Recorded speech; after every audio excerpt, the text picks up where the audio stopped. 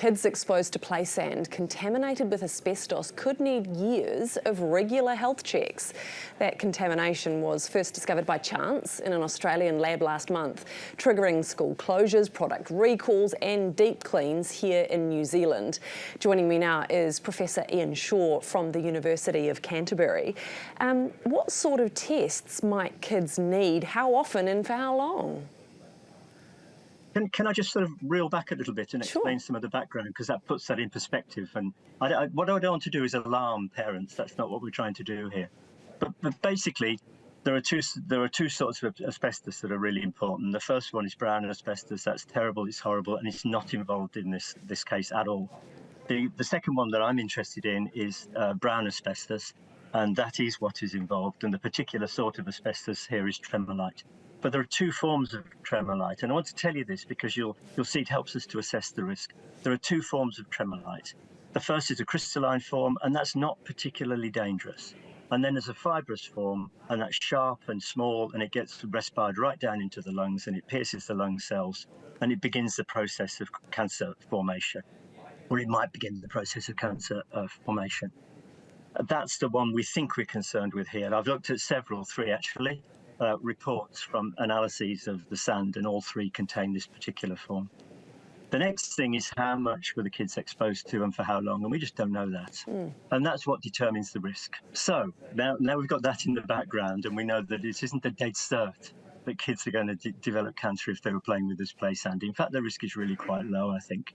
What would be a good idea is to measure every year, for example, to have a doctor look at the kids just to make sure that they're not developing the early signs of the lung cancer called mesothelioma that this asbestos fibre is the most likely to cause. What are those early signs? What would you be checking for?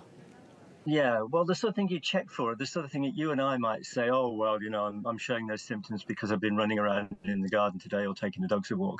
They'd be things like breathlessness at the early stages.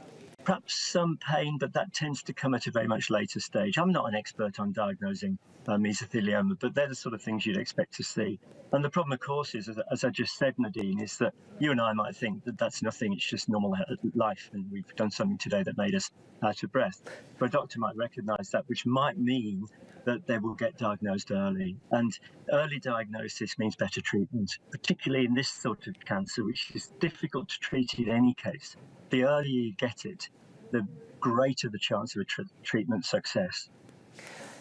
This has come in from imported products. Should we be doing more to test at the border that the stuff we're bringing in for our kids to play with is actually safe? Yes. I think we should. And these sort of things we have to learn from, don't we? I mean, whatever we do at the border now is not going to turn the clock back. It's not going to make the problem go away for the kids that have currently been exposed. But if you look at New Zealand legislation, again, not an expert on this, my co-author Alex Timms is a great expert, but she's taught me a lot in the last few days. If you look at our current legislation, there's quite a bit of legislation around asbestos and not importing asbestos, but it all relates to products known to contain asbestos. So, for example, I don't know, car brakes. In the old days, car brakes contained asbestos. Now they don't. But we're not allowed to import any cars with asbestos car brakes. We're not allowed to import any asbestos car brakes themselves.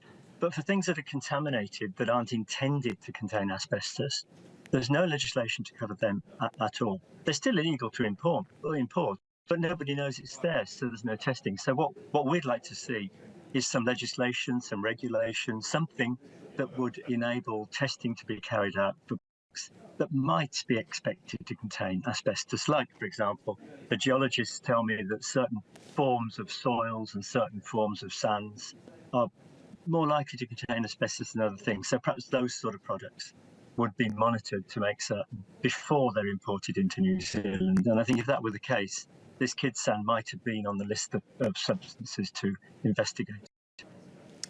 Yeah, here's hoping we can avoid this happening again, because even if the risk is low, terrifying for parents. Thank you for your time this morning, Professor Ian Shaw from the University of Canterbury.